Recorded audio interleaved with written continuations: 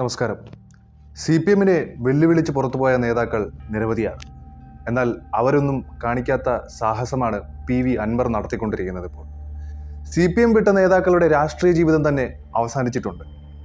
അതിജീവിച്ചവരിൽ രണ്ടുപേർ സാക്ഷാൽ MV രാഘവനും KR ഗൗരിയമ്മയുമാണ്. എന്നാൽ ഈ രാഷ്ട്രീയ അധികായകർക്ക് പോലും സാധിക്കാത്തതാണ് ഒരു ഇടത് സ്വതന്ത്ര MLA ആയ അൻവർ ചെയ്തിരിക്കുന്നത്. CPM-ൽ നിന്ന് അച്ചടക്ക നടപടിയുടെ പേരിലാണ് MVR ഗൗരിയമ്മയും പുറത്തുപോയത്. MVR ബദൽ രേഖയുടെ പേരിലാണെങ്കിൽ ഗൗരിയമ്മ പുറത്തുപോയത് പാർട്ടി വിരുദ്ധ പ്രവർത്തനത്തിന്റെ പേരിലാണ്.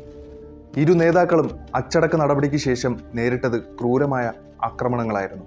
പ്രത്യേകിച്ചും MVR രാഷ്ട്രീയ വിശദീകരണ യോഗം നടത്താനെന്നല്ല, പുറത്തിറങ്ങി നടക്കാൻ പോലും കഴിയാത്ത അവസ്ഥയിലായി. MVR-ന്റെ വീടിന് പോലും സഖാക്കൾ തീയിട്ടു. ഇവിടെ നിന്നും രാഷ്ട്രീയ പ്രവർത്തനവുമായി മുന്നോട്ടു പോകാൻ ഇവർക്ക് കോൺഗ്രസിന്റെയും സാക്ഷാൽ K കരുണാകരന്റെയും സഹായവും സംരക്ഷണവും വേണ്ടിവന്നു. UDF-ന്റെ കൂടി പിന്തുണയോടെയാണ് ഇവർ തുടർ നീക്കങ്ങൾ നടത്തിയതും.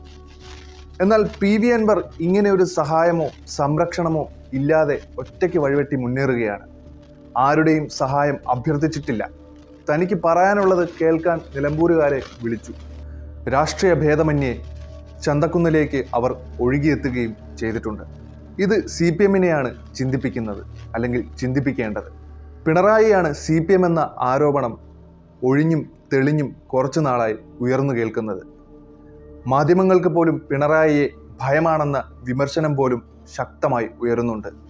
ഈ സാഹചര്യത്തിലാണ് ഒരു എതിർ ശബ്ദം ഉയർന്നത്. അതും പ്രതിപക്ഷത്ത് നിന്നല്ല, സ്വന്തം തട്ടകത്തിൽ നിന്ന് തന്നെ.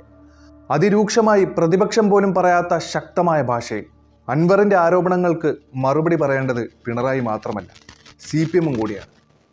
കേഡർ പാർട്ടി എന്ന് ആവർത്തിച്ച് പറയുമ്പോഴും CPM-ൽ ആ രീതികളെല്ലാം മാറിയിട്ടുണ്ട്. അണികളിൽ പലരും ഇപ്പോഴും സംശയത്തോടെ നേതാക്കളെ കാണുകയും ചെയ്യുന്നുണ്ട്. ഇത്തരമൊരു സാഹചര്യത്തിൽ പാർട്ടി പ്രവർത്തകരിലും അണികളിലും സ്വാധീനമുള്ള അൻവർ നടത്തുന്ന നീക്കങ്ങൾ വലിയ പ്രതിസന്ധി ഉണ്ടാക്കും എന്ന് CPM-ന് തന്നെ നന്നായി അറിയാം. എന്നാൽ അൻവറിനെ എങ്ങനെ നേരിടണം എന്നതിലാണ് ഇപ്പോഴും ആശയക്കുഴപ്പം. എന്നാൽ MVR-നെയും ഗൗരിയമ്മയും പോലെ പുതിയ പാർട്ടി രൂപീകരിക്കാനില്ലെന്നാണ് അൻവർ വ്യക്തമാക്കുന്നത്. ഇത് CPM-ന് അല്പം ആശ്വാസം നൽകുന്നുണ്ട്. ജനങ്ങളാണ് ശക്തി, ജനങ്ങൾക്കൊപ്പം താൻ നിൽക്കും. ജനങ്ങളൊരു പാർട്ടിയായി മാറിയാൽ ഒപ്പമുണ്ടാകുമെന്നാണ് നിലമ്പൂരിൽ അദ്ദേഹം പറഞ്ഞത്. ഇതുവരെ ഉന്നയിച്ച കാര്യങ്ങൾ തന്നെയാണ് ഇപ്പോഴും അൻവർ പറയുന്നത്. പുതിയ ആരോപണങ്ങൾ ഉന്നയിക്കുമെന്ന് സൂചന ഉണ്ടായിരുന്നെങ്കിലും അതിലേക്ക് അൻവർ കടന്നില്ലെന്നും ശ്രദ്ധേയമാണ്. എന്നെ MLA ആക്കിയവരാണ് ഈ നാട്ടിലെ മഹാഭൂരിപക്ഷം സഖാക്കളും. അതിനായി രാപ്പകലില്ലാതെ അധ്വാനിച്ചവരാണ്. അത് താൻ ഒരിക്കലും മറക്കുകയുമില്ല. നിങ്ങൾ കാല് വെട്ടാൻ വന്നാലും ആ കാല് നിങ്ങൾ കൊണ്ടുപോയാലും താൻ വീൽ ചെയറിൽ വരിക തന്നെ ചെയ്യും. അതുകൊണ്ടൊന്നും പിന്തിരിയുമെന്നും ആരും കരുതേണ്ട. വെടിവെച്ച് കൊല്ലേണ്ടി വരും, പറ്റുമെങ്കിൽ അതും ചെയ്യും. അല്ലെങ്കിൽ ജയിലിൽ അടക്കേണ്ടി വരും.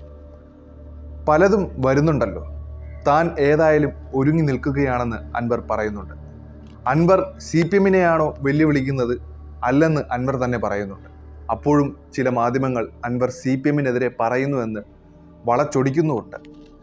അൻവർ പറയുന്നത് പോലെ ഈ പോരാട്ടം ഒരിക്കലും CPM എന്ന പ്രസ്ഥാനത്തിനോടല്ല, അതിലെ ചില ഫ്യൂഡൽ മനോഭാവം വെച്ച് പുലർത്തുന്ന നേതാക്കൾക്കെതിരെയാണ്, നിലപാടുകൾക്കെതിരെയാണ്. അൻവർ നടത്തുന്ന പൊതുസമ്മേളനങ്ങളെല്ലാം ഒരു വലിയ വിപ്ലവത്തിൻ്റെ ആരംഭം മാത്രമാണെന്ന് കരുതുന്നവരുണ്ട്. സ്വർണ്ണക്കടത്ത് കേസിലടക്കം മുഖ്യമന്ത്രിയുടെ സമീപനം ബുദ്ധിഭ്രമം ബാധിച്ചതുപോലെയാണെന്നും മുഖ്യമന്ത്രിക്കെതിരെ എന്തെങ്കിലും പറഞ്ഞു പോയാൽ തനിക്കെതിരെ നിരവധി കള്ളക്കേസുകൾ ഇനി തലപൊക്കാൻ പോകുന്നു എന്നുള്ളതും അൻവർ വ്യക്തമാക്കുന്നുണ്ട്. ഒരു കാര്യം ഉറപ്പാണ്, CPM അതിനിർണായകമായ ഘട്ടത്തിലൂടെയാണ് ഇപ്പോൾ കടന്നുപോയിക്കൊണ്ടിരിക്കുന്നത്. അൻവർ നടത്തുന്ന പോരാട്ടം ജനങ്ങൾ ഏതായാലും വിലയിരുത്തുക തന്നെ ചെയ്യും. CPM-ലെ തന്നെ ചില നേതാക്കൾ അൻവറിനെ വർഗീയവാദിയാക്കാനുള്ള ശ്രമവും നടത്തിയിരുന്നു. അതിനെല്ലാം അൻവർ വിശദമായ മറുപടിയും നൽകി. അൻവറിന്റെ ബോംബ് പൊട്ടിക്കലിലൂടെ CPM-ഉം കപ്പിത്താനും മുങ്ങിത്താഴുമോ എന്ന് നമുക്ക് കാത്തിരുന്ന് തന്നെ കാണാം.